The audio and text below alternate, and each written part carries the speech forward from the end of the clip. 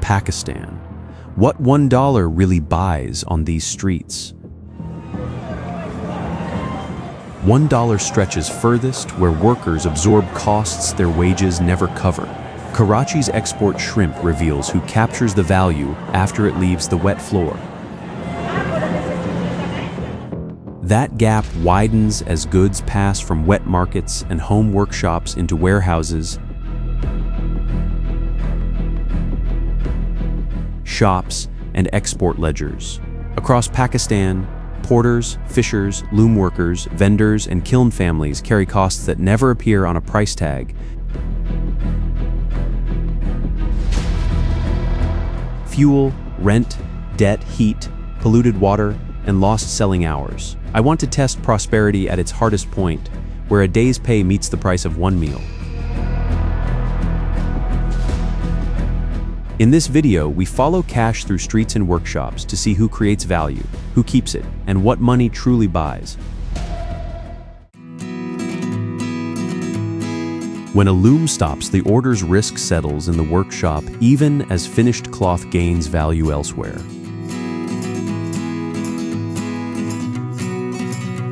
Across Ghulam Mohammadabad, exporters, large mills, contractors, and household workshops feed the same textile trade, but they do not command the same price or protection.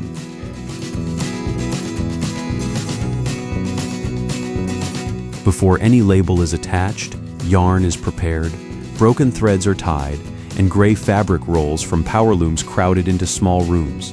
Lint hangs in the air. Noise and repetition are carried by the worker, not the future retailer. Small units may own their machines, yet outside orders decide whether those machines earn anything. They buy yarn, absorb unstable electricity, and often wait for payment until after delivery.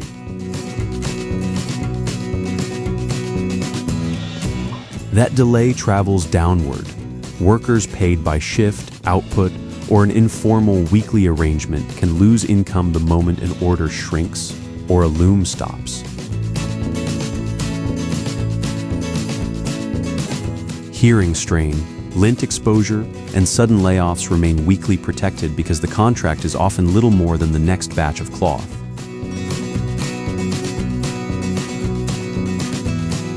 The finished bolts move toward dyeing, cutting, export, and higher margin shelves. The uncertainty does not move with them, it remains in Ghulam Mohammadabad.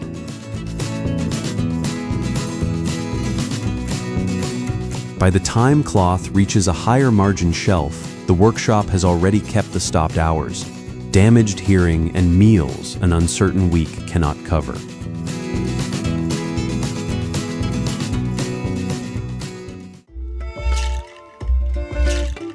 Gwadar's new infrastructure moves cargo faster, while Old Town fishers can spend longer simply reaching the water. In Gwadar Old Town, a small fishing trip must first pay for fuel, ice, food, gear, engine repairs, and crew shares. Beneath Ko-e-Batil, the old maritime economy runs through Shahi Bazaar, Mullah Band, and Paddy Zar. Wooden boats are repaired, nets, catches, and cash meet at the fish harbor. The buyer can set the day's price in minutes. The crew may have spent far longer carrying the cost of the trip, with no guarantee the remaining share will cover a household.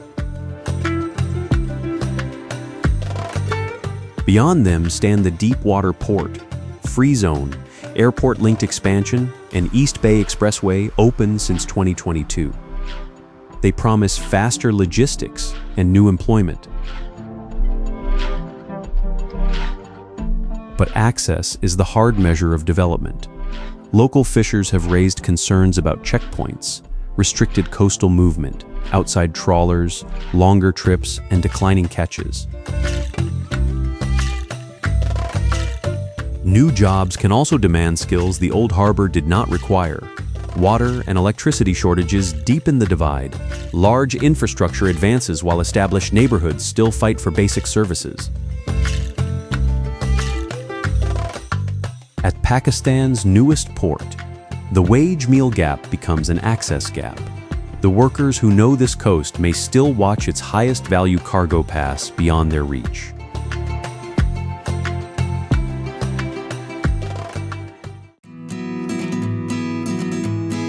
A grower can lose bargaining power before the first buyer names a price. At Hazarganji, apples, grapes, potatoes, and onions cross Balochistan on long roads, while heat, fuel costs, bruising, and weak cold storage cut the time available to sell. Before sunrise, the market converts that pressure into cash. Produce is weighed, roughly graded, shifted from sacks and crates, then loaded for distant cities. Speed does not reward every hand equally. A buyer with cash, storage, grading control, or onward transport can wait. A grower with softening fruit cannot. Sorters and porters race to protect the saleable share, but each delay cuts the crop's return before it reaches the final customer. Dryers absorb expensive fuel, long distance, and produce that can lose value inside the truck. Those costs arrive before household income does. Security is a direct cost in this market, not background history. On April 12, 2019, an attack killed at least 20 Hazara Shia shoppers and produce workers here. Yet Hazarganji cannot be reduced to that day. Its daily reality is the transfer of risk from buyers who can wait to growers and workers who cannot. Time enters the price before the crop enters the city. Apples, grapes, and potatoes soften, and the grower's bargaining power softens first.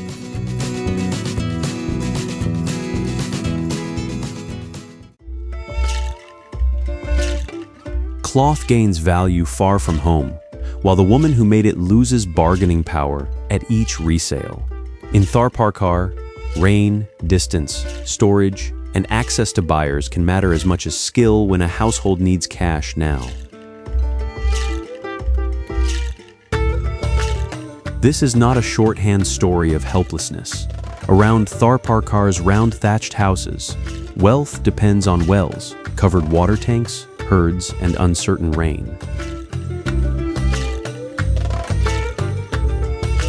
Saline groundwater makes stored rain and every carried container part of the day's labor. A useful monsoon supports millet, guar, fodder, and milk. A dry cycle narrows those choices. Families choose which animals to keep or sell, and whether people or herds must migrate. When drought makes many neighbors sell together, prices fall as cash needs rise. Goats, cattle, camels, and milk hold real wealth, but waiting is a financial privilege, and the seller who cannot wait meets the weakest price. Needlework follows the same rule. A craftswoman's embroidery passes through collectors and urban retailers before reaching a boutique far from the maker. Transport and market information sit with the intermediary. The maker negotiates against immediate need, not against the final retail value her skill creates. One meal beside the maker's pay exposes the real poverty. Weak bargaining power, never weak skill or dignity.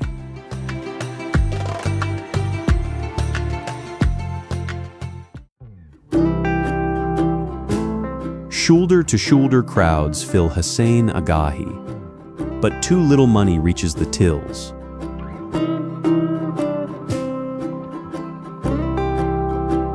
At Hussain Agahi Bazaar, many shoppers ask price after price, while new cloth, wedding goods, and even second-hand garments compete for the same strained day's wage.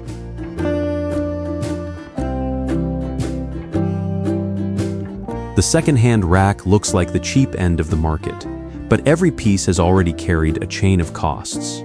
Bulk dealers, sorting yards, wholesalers, and transporters all take a share before one shirt reaches the stall.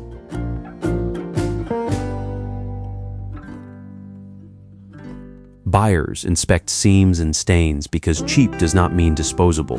A garment can cost less than new cloth and still compete with food, electricity, and the next day's needs.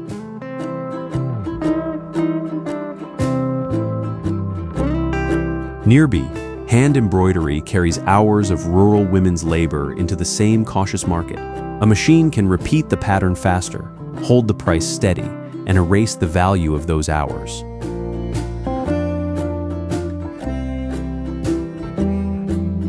Shopkeepers are squeezed too. Rent, electricity, transport, and unsold wedding stock keep charging them even when the lane produces questions instead of sales.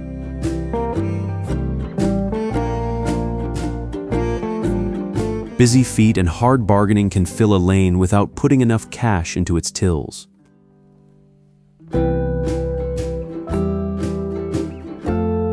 For the embroiderer, the missing sale is not abstract. It is the meal those stitched hours still do not buy.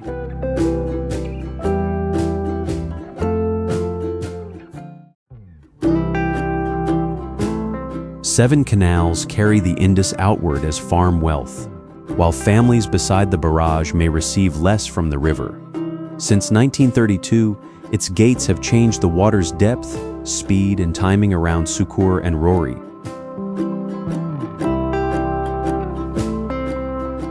These gates do more than direct water. They allocate opportunity across Sindh, feeding a vast irrigated region while reshaping the reaches used by small fishers.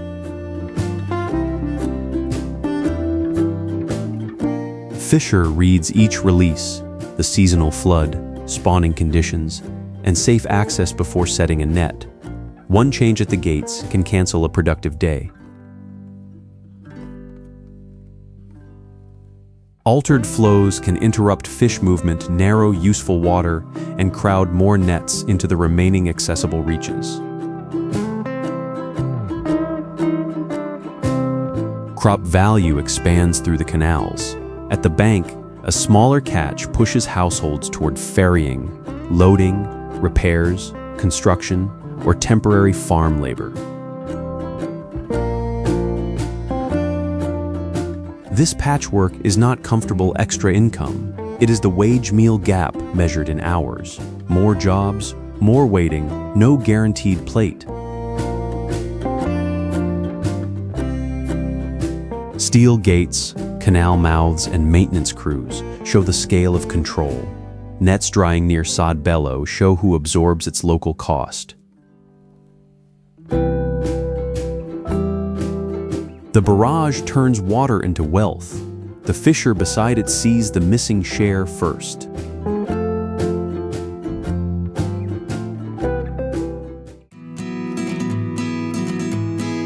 A township treated as temporary has built its own drains and turned family rooms into workshops. In Orangi town, residents mapped, financed, and dug lane sewers, while government remained responsible for the larger sewer trunks and treatment beyond them. The Orangi pilot project made that division practical. Residents organized lane-level work and documented its cost, exposing the missing public connection beyond it. The same lanes compress an economy into the home. Sewing machines work behind curtains, Banarsi-style looms, embroidery frames, leather repairs, and appliance benches share space with childcare and storage. But that efficiency has a hard edge. An electricity failure can stop several incomes at once, while equipment costs, defects, and delays remain inside the household. Middlemen connect these rooms to formal retailers and control the next order. Piece rates must cover rent and a basic meal long before makers know the final shop price. Unclear tenure keeps another pressure alive. The home that holds the tools can still face demolition. The city benefits twice, from resident-built drains and low-cost production. Orangi does not lack organization. The city takes resident-built drains and low-cost goods, then discounts the maker's wages and calls their ground temporary.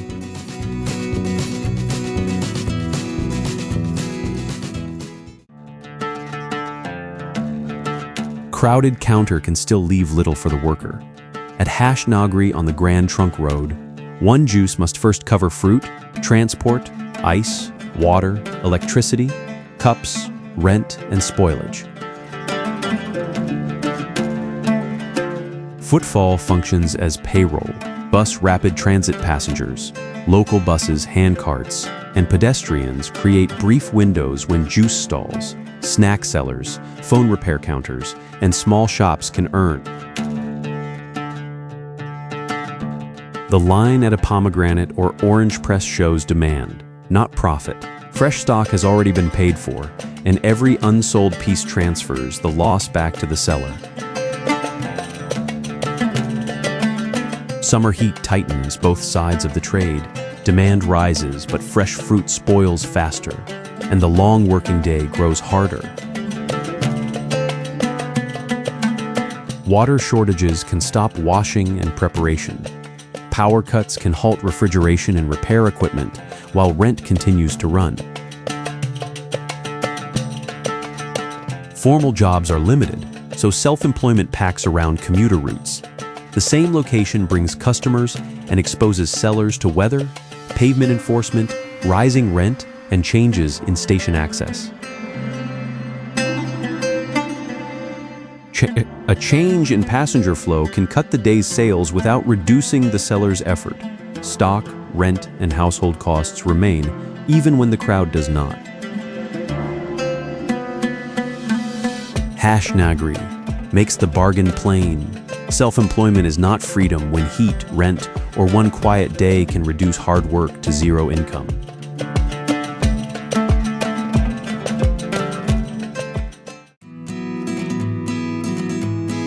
For a pavement trader, losing a few feet of ground can erase the day's income. Around Fawara Chowk, established shops can negotiate credit. The smallest sellers depend on that exact patch. Raja Bazaar drives cloth, books, jewelry, timber, and spices through a dense commercial core. Money moves among wholesalers, shops, carts, pavement sheets, and customers from surrounding districts. But turnover is not household income. Before a small seller earns anything, the day's stock cost must be recovered, and a slow afternoon can push food money out of reach. Larger traders can negotiate credit or carry stock forward. The smallest operators face the same pressure with less cash, less storage, and no secure selling spot. Congestion adds another bill. Delivery vehicles stop at crowded edges, then porters and handcarts force each load through the final stretch with time and muscle.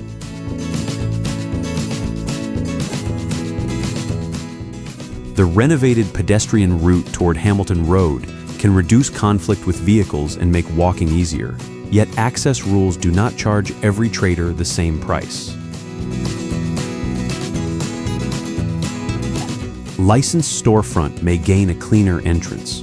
A pavement trader can lose the exact patch where regular customers know to look. Here, cheap is never cheap for everyone. A buyer saves coins while clearing a few feet can remove a seller's entire income.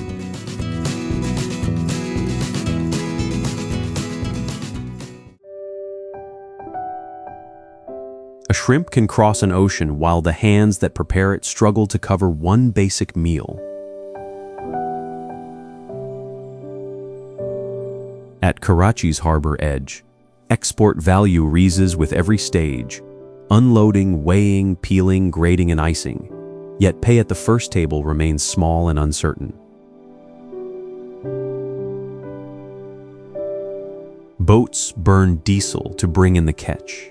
Hand carts, auction buyers, and dripping ice move it from Mashar colony toward processors and exporters. Before refrigeration locks in the price, workers sort fish by species and size, then clean shrimp by hand. Each piece must become saleable before its maker gets paid. Many Bengali and Burmese origin families work around documentation limits and insecure tenure. Home-based piece rate jobs fit around childcare, but weaken bargaining power and erase the protection of a fixed wage. Contaminated water, irregular orders, and the strain of repeated handwork stay with the household. The buyer pays only for accepted pieces, not for the hours around them. Cash changes hands beside the harbor, but bargaining power does not. Delay and lost time cut into food money before rent is even met. The shrimp leaves ready for the world. The important figure is the pay left on Mashar colony's wet floor after one basic meal.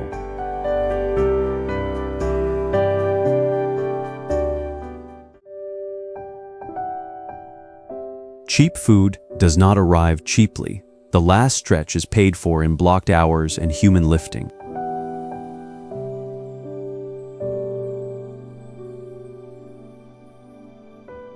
At Akbari Mandi behind Delhi Gate, along Circular Road, trucks stop at the edges of old lanes, and porters carry the wholesale trade where modern freight cannot pass.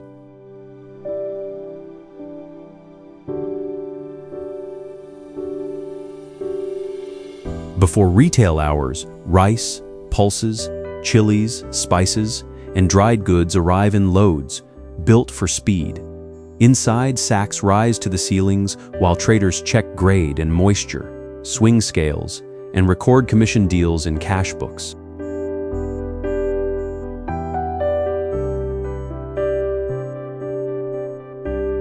The market survives on rapid turnover. A small margin can matter across hundreds of sacks, but rain, torn packaging, blocked access, or delayed payment can erase it.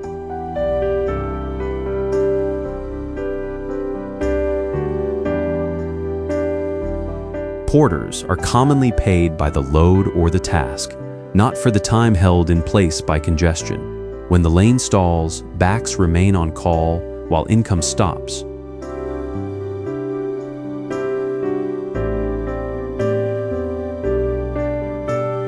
Each sack changes hands again through hand carts, storage rooms, credit, and another lift toward a neighborhood shop. Its low shelf price carries costs that the receipt rarely names.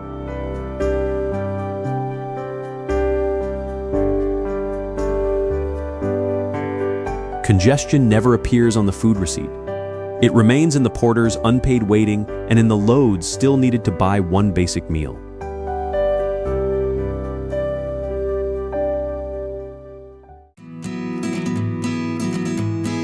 A district can become more valuable by making its residents less secure. Across less than 3 square kilometers, Lahore's walled city packs homes, workshops, shops, and storerooms into the same aging structures. Carved balconies are the public face. Behind them, families cook above shutters, while sewing, packing, food preparation, and repairs turn cramped rooms into income. The lane carries everything: hand carts, motorcycles, workers, pedestrians, drains, and cables compete for ground serving as road, workplace, and doorstep. Restoration can brace dangerous buildings and improve public space.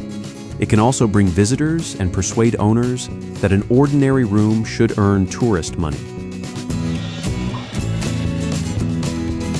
Family room becomes a guest house prospect. A workshop becomes a restaurant on paper, and rent follows the imagined return. Tenants and small manufacturers rarely receive that gain. They meet it as higher rent, tighter rules, or pressure to move. The governing fact is simple. This heritage survived because people kept using it. Preservation without residence protects the structure but removes the labor that kept it occupied. Here, the wage-meal gap begins with rent. As outsiders price the old city as an asset, its working residents can become temporary tenants in the place they sustain.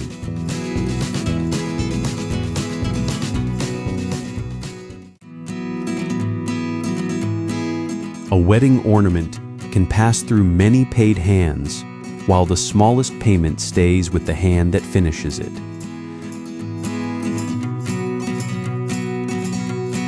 Across roughly 2 kilometers from Pakakila toward Navalrai Clock Tower, Shahi Bazaar sells the finished shine. Hyderabad's workshops absorb the heat, breakage, and the cost of interrupted power. The chain starts with glass tubes. They are heated, curved, joined, sorted, decorated, packed, and passed between furnaces, small units, shops, and homes. Each handoff creates value, but it also hides who absorbs the interruption. Gas bills rise, electricity cuts halt work, and rejected or broken pieces erase paid effort. Many women complete delicate decoration at home for a piece rate. The arrangement fits paid work beside domestic responsibilities, yet offers little control over orders or the final price. Inside the bazaar, sellers need rapid turnover and wedding shoppers bargain over color, size, and cost. Hand carts squeeze through the same narrow route that carries each finished bangle toward retail value. The customer sees one complete ornament. The home finisher sees a small rate squeezed by slow orders, power cuts, and pieces the chain refuses to accept. The bangle carries its full value onto a bride's wrist. The maker who shaped its final detail keeps the narrowest share.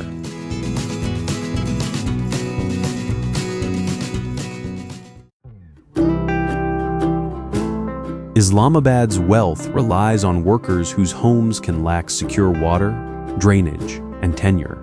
France Colony stands in F74 near Jinnah Supermarket, close to wealth but far from its standard of services.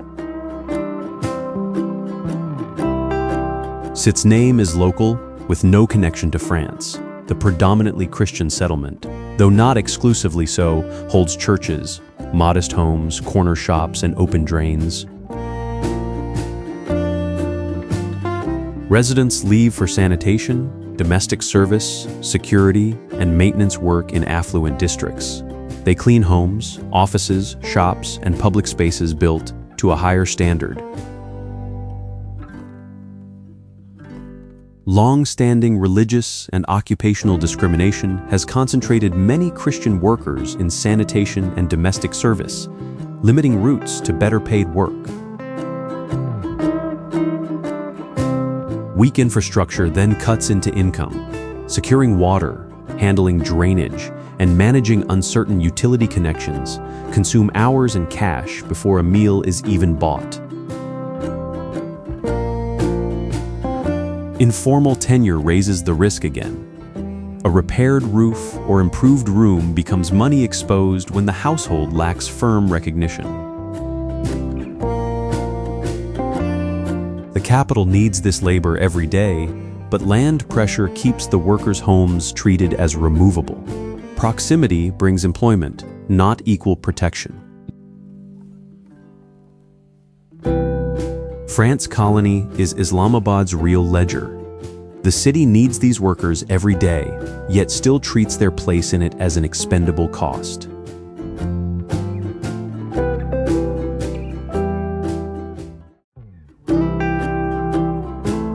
Liari's address can reduce a worker's value before a single crate is lifted.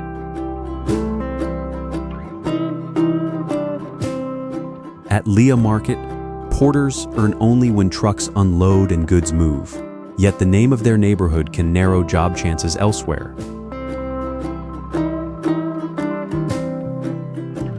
Liari is better read through cash flow. Produce passes from trucks to handcarts. Porters wait for selection, vendors weigh small quantities, and repairers keep carts and motorcycles working. Food stalls serve customers paid by the day, so one wage becomes another worker's turnover. When loads slow, the chain tightens, no movement, no pay, less money for a meal.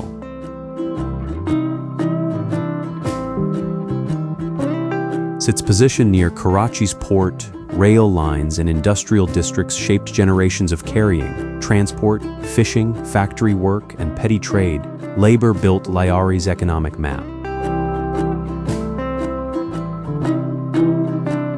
Football grounds and boxing clubs mark another geography. Boots and gloves represent discipline, local identity, and the attempt to build opportunity beyond casual work.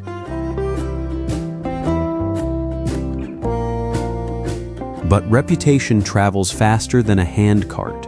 An address associated with past unrest and security operations can add suspicion, transport costs, and an invisible discount at hiring.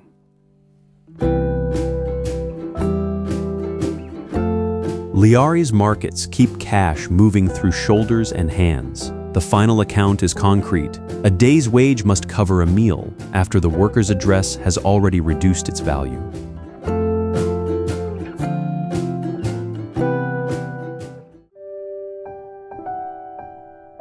Finished wall can hide wages that an earlier advance has already claimed. Around Kasur, kiln families are paid by the brick, while advances for food, illness, weddings, or older debt are charged against bricks not yet made. The work starts before the kiln burns. Earth and water become clay. Wooden molds set the count. Raw bricks dry in long rows before firing and transport. Payment by output turns speed into survival. Cracked, underfired, or rejected bricks can reduce what a family is credited. That pushes more hands toward the same target, especially where home and workplace overlap. A child's presence proves nothing, but illegal employment of children at kilns has been documented. Punjab law bars kiln employment for children under 14. The rule is clear: enforcement must reach compounds where production, housing, and household pressure share one boundary. On-site shelter can make employment harder to leave. Departure may also mean giving up the roof tied to the kiln. The advance, called peshki, solves an immediate shortage but claims future output. Deductions and disputed accounts can keep departure beyond reach. This is the wage-meal gap inside the price of a building material. The brick leaves Kasur for sale. The workers next day may already be committed to paying for the last one.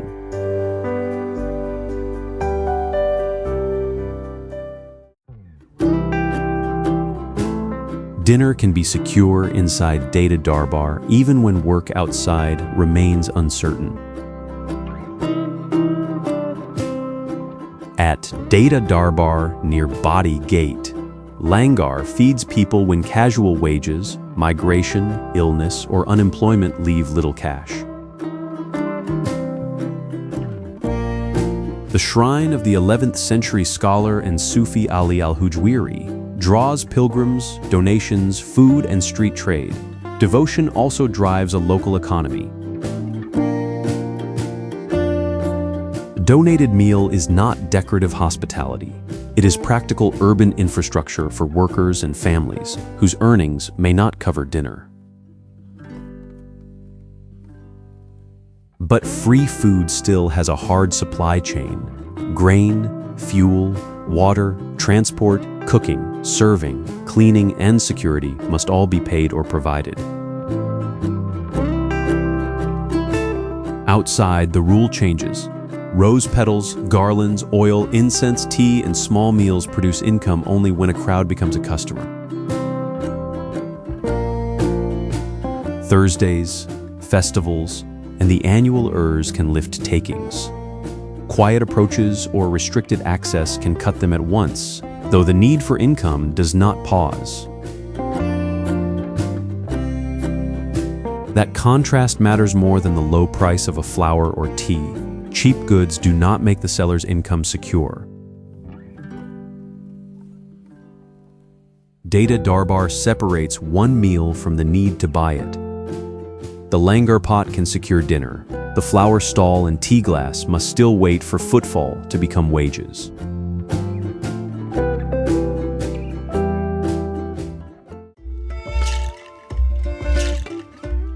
Protected clock tower can gain open space while a family loses easy access to a cheap meal.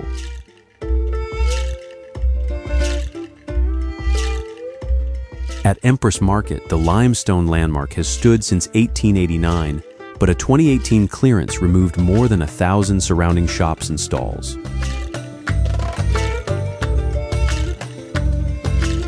Officials called it restoration and decongestion.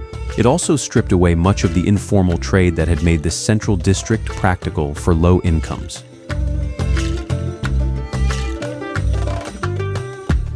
That distinction matters because not every seller held the same legal ground.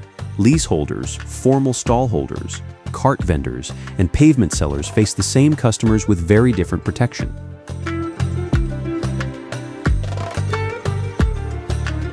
A vendor may keep demand and still lose the physical right to reach it.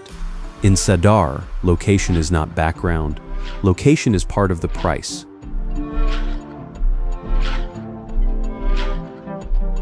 For workers crossing Karachi by bus or rickshaw, a central market saves more than a few rupees. It combines the commute with shopping and lets households buy food and goods in small units.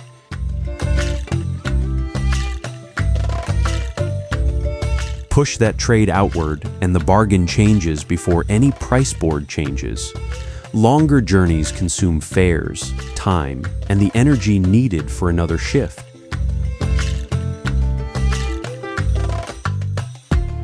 The arches look cleaner, but one day's pay must cover food and fares when cheap stalls are removed from Karachi's center.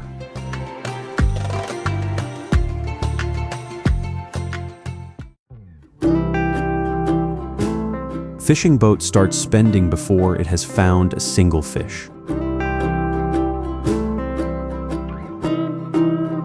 At Ibrahim Haidari on Karanji Creek, diesel, ice, drinking water, gear, weather, and tides all enter the ledger before the first sale. Crews mend nets and coax engines awake, but departure is never just routine. Expected prices must first justify the fuel already waiting to burn.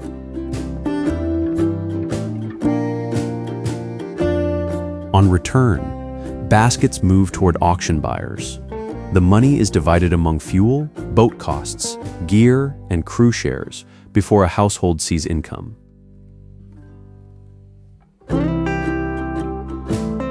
The creek sets the hardest terms. Mangroves shelter juvenile fish and hold muddy edges together, while sewage, industrial effluent, plastic, and habitat loss weaken that nursery.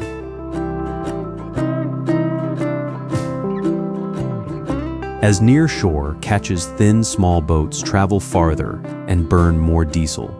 A weak return can fail to cover the trip, even after hours of labor.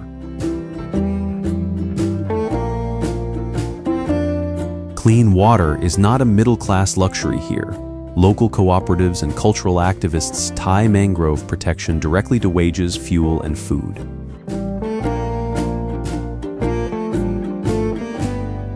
Ecology may set the first price, but it does not control the bargain. Fuel sellers and fish buyers often hold more leverage than the crew that carries the cost offshore.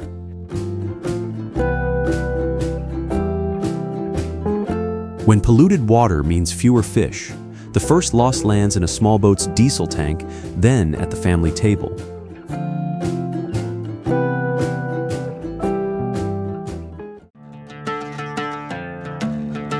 On one street in Saywan Sharif, a meal can cost money, arrive as a gift, or be served free to a stranger. The 13th century shrine of Lal Shahbaz Qalandar draws crowds whose changing size can decide a worker's daily earnings. Buses and shared vans feed demand into the lanes. Porters, flower stalls, shoe keepers, tea sellers, food carts, and lodging rooms turn footfall into cash. Donations move in another direction. They buy grain, lentils, fuel, water, and cookware for communal kitchens, where volunteer labor becomes a meal without a sale. That free plate carries more certainty than many paid jobs outside. Faith can feed a stranger today. It cannot promise tomorrow's crowd. Thursday gatherings and the annual shrine commemoration can lift trade sharply. Rent, transport, spoiled food, and borrowed stock remain when the lanes fall quiet. Bigger crowds also press sanitation, crowd control, and security. The surge raises sales, then leaves workers carrying the fixed costs. The mall is worship, not entertainment. The commerce around it must not erase that fact. By night, a stranger may have eaten from the langar, while the shoe keeper or tea seller still cannot count on taking one meal's cost home.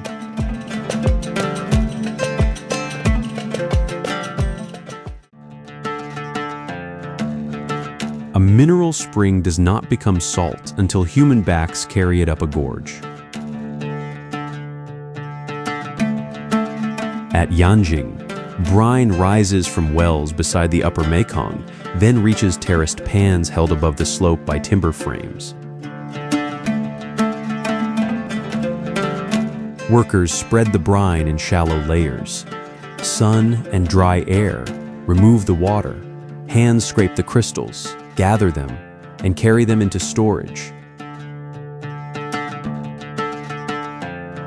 Much of this repeated lifting and pan work has traditionally fallen to women. The narrow route runs between river-level, wooden platforms, and houses higher on the gorge. Nothing here runs on a simple production line. Temperature controls evaporation, rain dilutes a pan, and an unstable slope or aging beam creates another repair. The district produces both red and white salt, shaped by different brine sources, soils, and working locations. Even color is tied to where the work happens. The gorge also carried an old exchange route. Tibetan and Naxi influences, monasteries, and a Catholic church occupy the same hard corridor. The price of finished salt cannot account for all the work beneath it. Each load requires hauling, weighting, scraping, maintenance, and another climb. Geology supplies the mineral. Repeated hauling, scraping, weighting, and repair turn it into a saleable good and leave the hardest costs on the slope.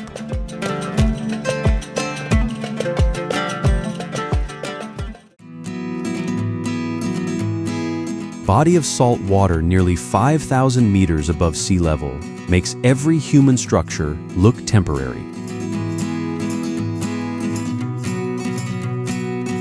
Namso spreads between open grassland and the snow-covered Nyenchin Tangla Range. Under air so thin and weather so sudden that time on shore is physically limited.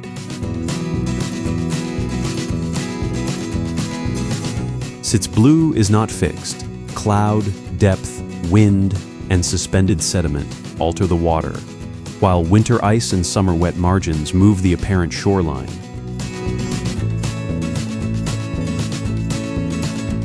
The lake is sacred in Tibetan Buddhism.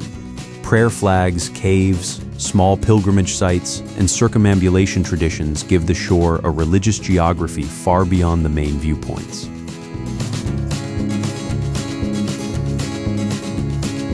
Herders judge pasture and water for yak and sheep, reading conditions that decide where animals can feed and how long a camp can remain.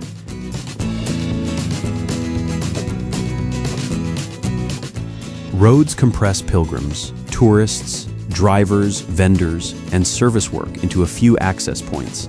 That concentration creates cash, but also brings trampling, waste, and vehicle pressure to the same fragile ground.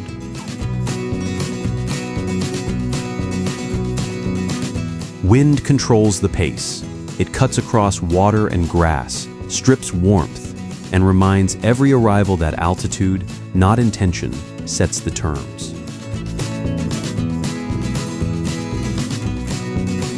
At Namso, the narrow shore concentrates both livelihood and damage. Vendors and drivers depend on access, while waste, tires, and feet wear the same fragile ground.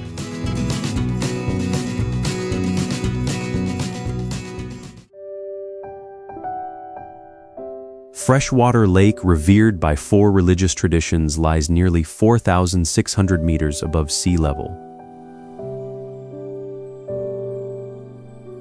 Near Mount Kailash, in western Tibet, Manasarovar draws Hindu, Buddhist, Jain, and Bon pilgrims across a basin where fuel, food, shelter, and acclimatization cannot be taken for granted. That height gives stillness a physical cost. Thin air and ultraviolet exposure limit simple movement, and wind can turn clear reflections into rough gray water within minutes. Pilgrims do not come only to look. They pray, make offerings, collect water, bathe where permitted, visit monasteries, or continue toward the circumambulation route around Kailash. Each act depends on a supply chain spread across huge distances: vehicles, fuel, meals, shelter, and enough time for the body to adjust. Settlements stand far apart, so a quiet shore is supported by difficult transport and careful preparation. Nirbi Rakshastal carries a different sacred identity, sharpening the distinction between waters that appear close on a map. Belief does not erase geography. It gives each crossing a purpose. Animals graze beside gravel tracks. Prayer flags and monastery sites mark a shore that is sacred, but also worked. Manasarovar's stillness has weight because every ritual at its shore has crossed altitude, distance, and cold.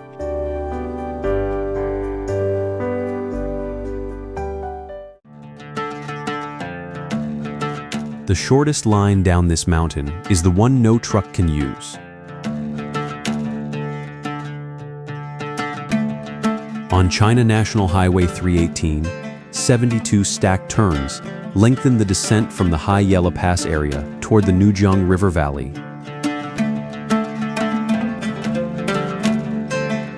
That extra distance is the engineering. Each hairpin trades a direct drop for a manageable grade, forcing engines into low gear and brakes into repeated checks.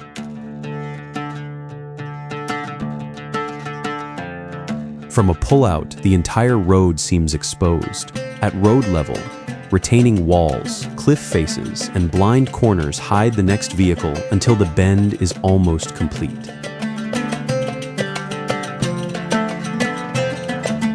The mountain keeps changing the test.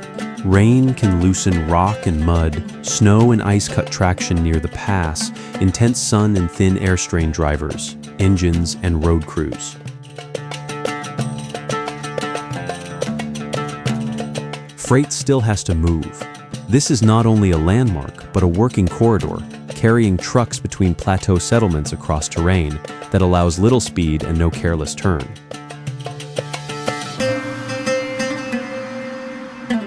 Prayer flags and dust mark the route, but concrete, drainage, walls, tires, and patient steering keep it open.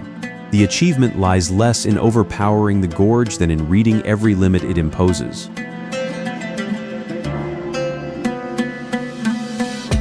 Nujong's 72 turns make the verdict physical.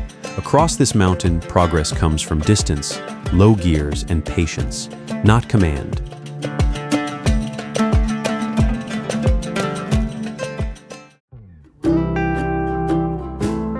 A landscape associated with bare rock opens here into forest, orchards, and barley fields beneath snow.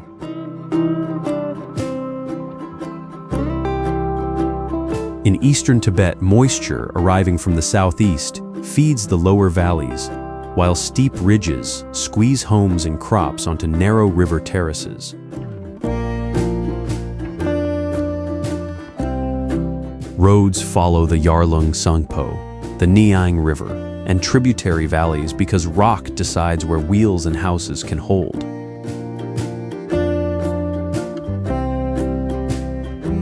Every usable strip therefore becomes working land. Plowing, irrigation, planting, livestock care, and winter fuel preparation lock the village calendar to soil and weather.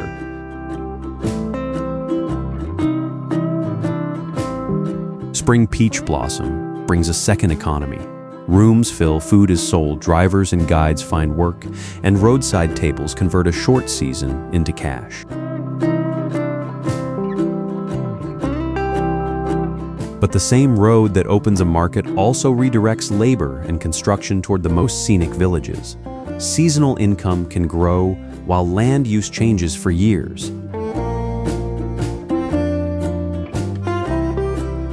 The softer climate never removes the pressure. Heavy rain can loosen slopes, winter still demands fuel, and limited flat ground keeps farms, traffic, and new buildings in close competition.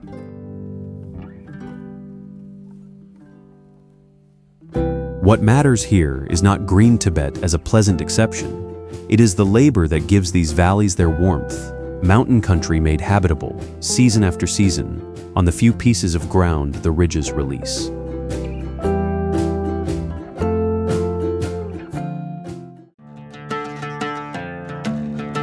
An entire ruined city appears to stand in western Tibet, yet no mason raised a single wall.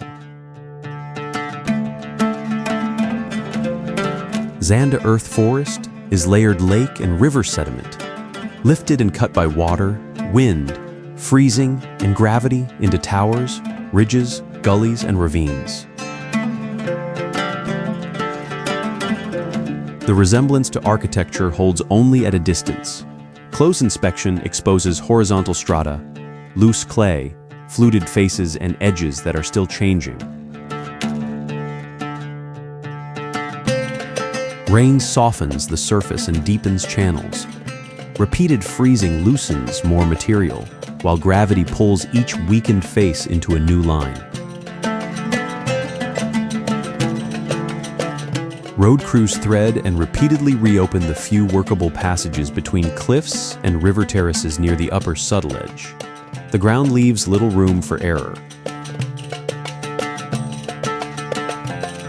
Nearby, the remains of the Guj kingdom add a second record.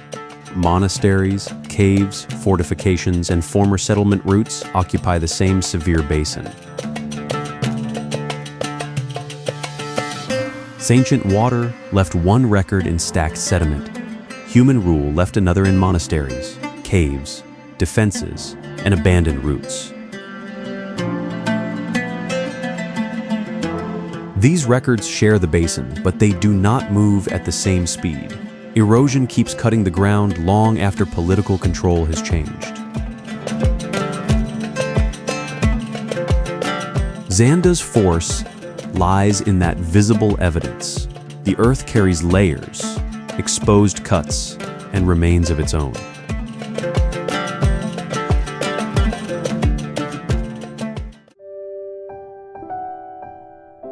Religious study does not occupy one building here. It covers an entire high valley.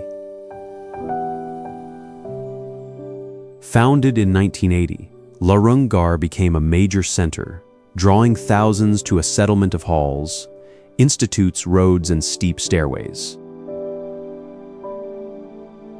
The red dwellings are not decoration.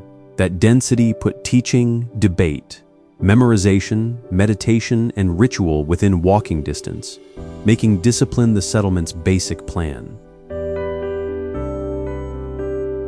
Study has been built into the terrain. Repeated roofs, narrow paths, and fixed routines make the valley serve religious learning. Altitude makes belief physical.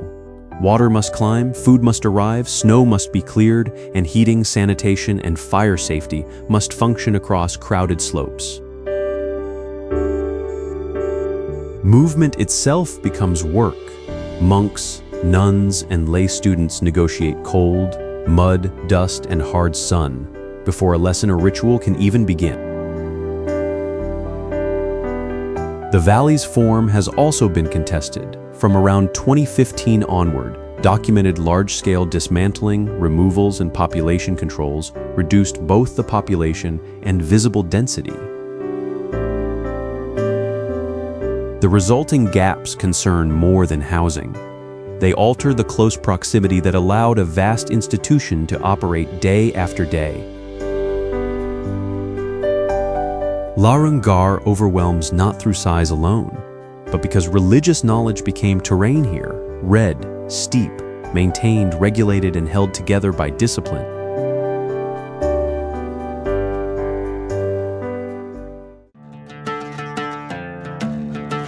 One lake breaks into so many blue arms that the road reveals it in pieces. From Kambala Yamdrok, Yamso appears between brown ridges before the route drops toward villages, pasture, and the working shore. The color is physical, not decorative. Snowmelt, small streams, cloud, wind, depth, and mineral-rich sediment divide the surface into shifting bands of blue. Tibetan tradition holds the lake sacred, but reverence does not remove practical need. Settlements occupy the flatter ground, livestock take the surrounding pasture, and cultivated patches hold close to water and road. Those roads do more than deliver a viewpoint. They bind households to monasteries and markets, while pilgrims, tourists, herders, freight, and supplies keep moving around the lake's long, irregular edge.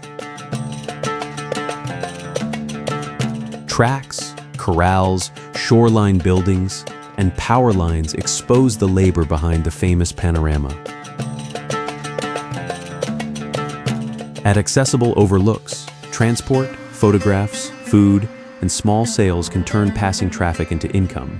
The gain is concentrated, and so are vehicle pressure and waste. The water may appear still, yet life around it requires movement. Animals shifted, goods hauled, roads maintained, journeys timed against wind and altitude. Yamdrok's blue surface draws the eye. The worn circuit records the work, herding, hauling, and road repair that keeps settlement possible.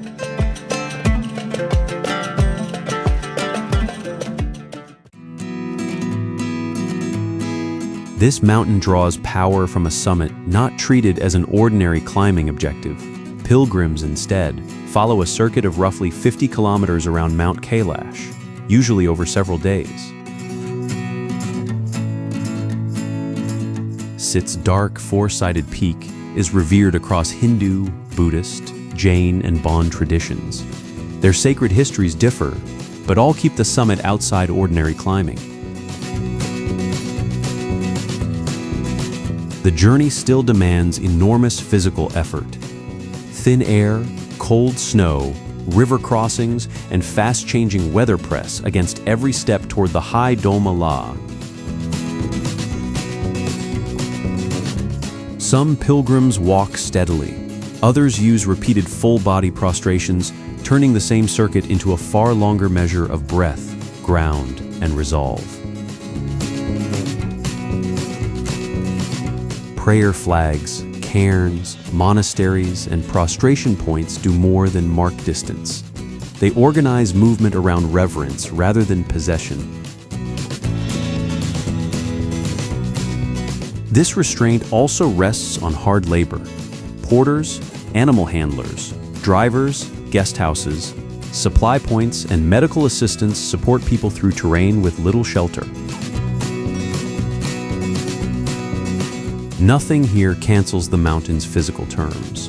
Supplies move, animals are managed, and pilgrims cross the pass without treating the peak as a prize. Kailash is strongest in what it refuses, another summit to be claimed. Its value stays in the circuit, the kept distance, and the discipline required to leave the top alone.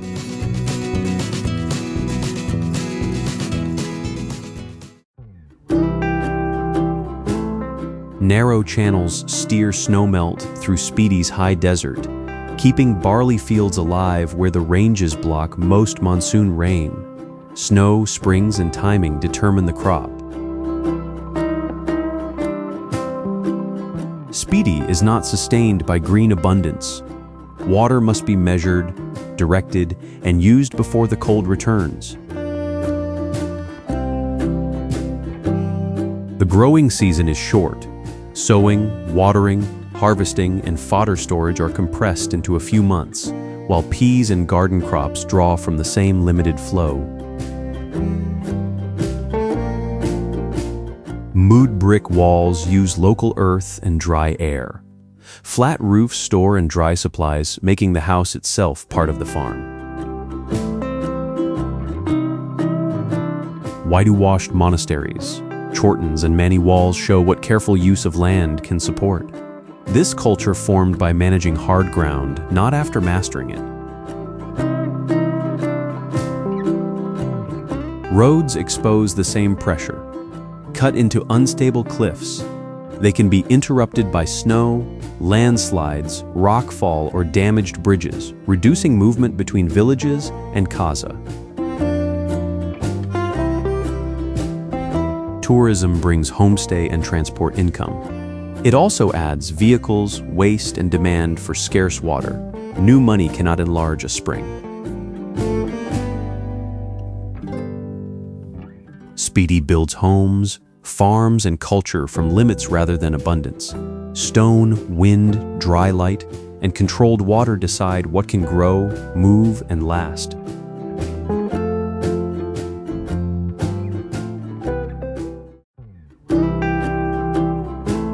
The world's most famous summit was first reduced to a survey mark, Peak 15. In the 19th century, the Great Trigonometrical Survey identified it as the highest measured point on Earth. In 1865, the English name Everest was adopted. Yet the survey record did not replace Chomolungma or Sagarmatha, names preserving Tibetan and Nepali identities. In 1924, the climb by George Mallory and Andrew Irvine ended in uncertainty that still holds. In 1953, Tenzing Norgay and Edmund Hillary reached the summit, and the ascent entered international history. But summit history begins much lower. Sherpa and other mountain workers carry loads, build camps, cook, guide, fix ropes, and hold prayer ceremonies before the route reaches unstable ice and thin air. On Nepal's southern route, crews maintain passage through the shifting Khumbu icefall. Tibet's northern route demands different access and logistics, but both depend on disciplined work repeated at altitude.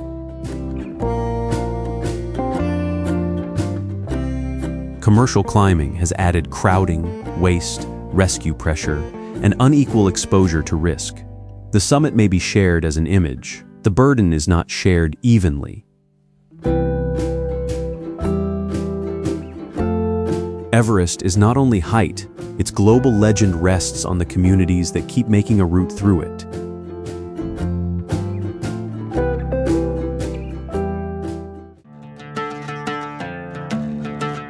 Village of Pale Walls survives at roughly 4,200 meters by making every meter of groundwork.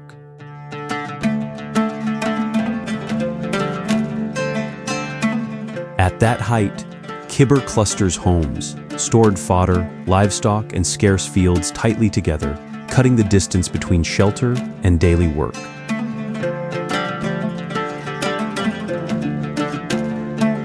The order is not decoration. Stored fodder stays near animals, cultivated plots remain close to homes, and narrow lanes cut wasted movement when cold restricts the day.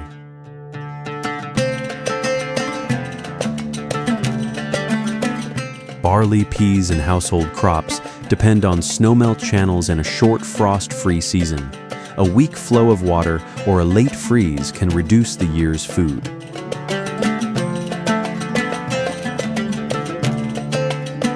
Livestock turn the surrounding pasture into milk, wool, manure, and cash. Those herds share the land with blue sheep, ibex, foxes, wolves, and snow leopards.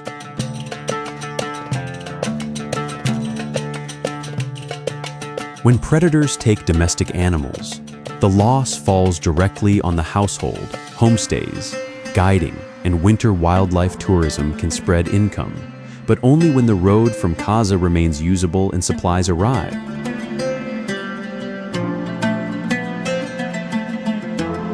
Vitter income still depends on arrivals through severe cold.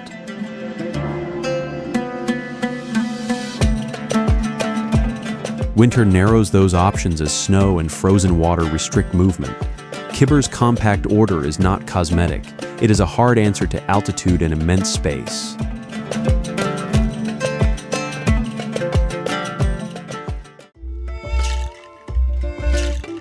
The largest force in this village is an animal governed by a narrow strip of grass. One poor grazing season can squeeze milk, butter, fuel, transport, and winter fodder at once. Altitude sets the terms.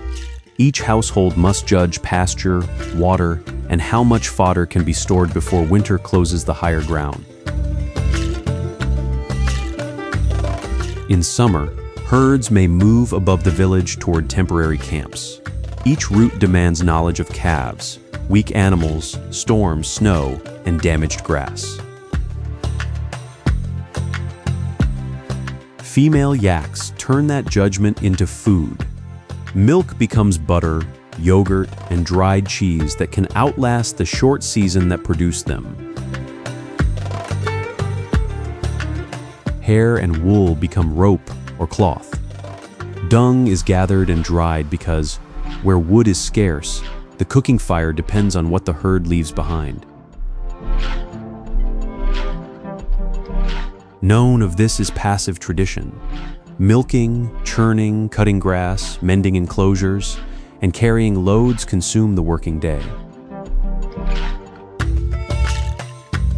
Barley plots, streams, manny walls, monasteries, and winter corrals bind belief to household labor.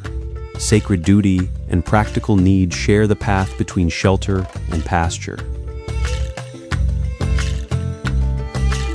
Poor grass or delayed water immediately cuts food, heat, movement, and cash. The grandeur here is that daily conversion, grass into milk, dung into fire, and hard work into another winter.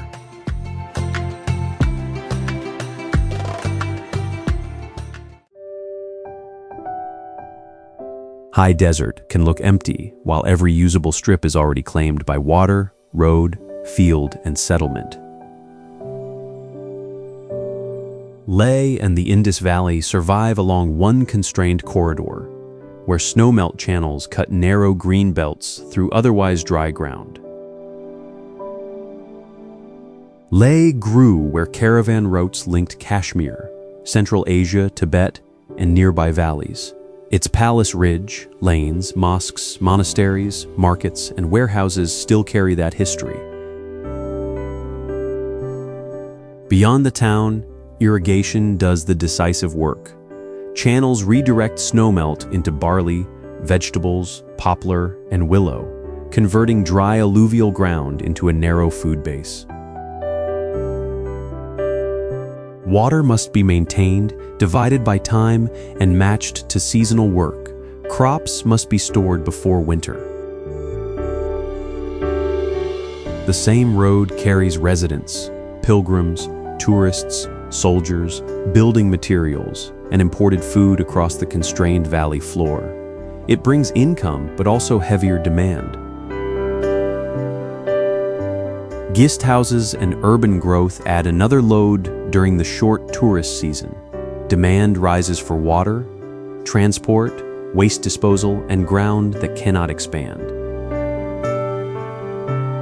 That is the strict order hidden inside Ladak's harshness. No usable strip is accidental, and very little water can be wasted. River, irrigation line, road, field, monastery, market, and settlement hold the high desert together, one negotiated strip at a time.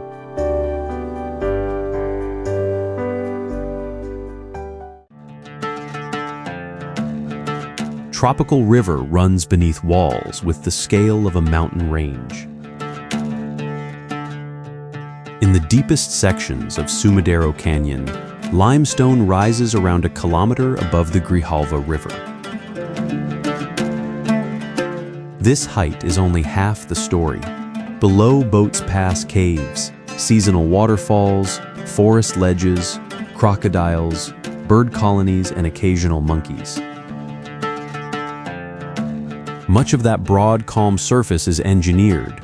The Chicoesan Dam downstream raised and calmed the water, making the canyon navigable while binding it to hydroelectric power. The dam did not remove uncertainty. Boat operators read weather, debris, wildlife distance, and traffic. Narrow walls leave no room for error. The contrast matters. From the rim, the canyon is measured by height. At water level, its tourism economy runs on boats, passengers, narrow routes, and operator judgment. Rain exposes another pressure. Waste carried from upstream settlements can gather in coves, placing pollution inside a protected landscape that supports tourism. Tourism, conservation, wildlife habitat, electricity, and river communities therefore draw on one controlled flow. Every interest meets on the same water, but not with the same power. Sumidero's real value lies in that vertical connection. Kilometer-high stone above, living water, and human work below, each shaped by decisions made far beyond the cliff.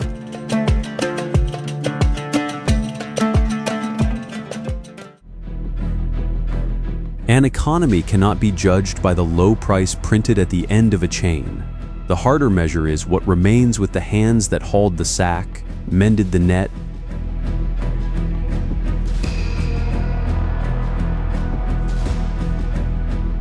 tied the thread, or kept a stall open through heat and congestion. I return to one comparison, a day's pay beside the cost of a meal. When those figures nearly meet, hard work no longer builds security. It only holds off the next bill. Cheap goods then rest on costs pushed downward, fuel onto fishers,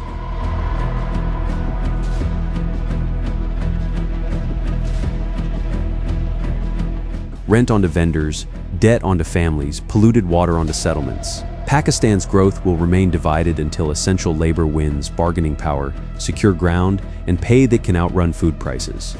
Development becomes real when those creating value can plan beyond tomorrow.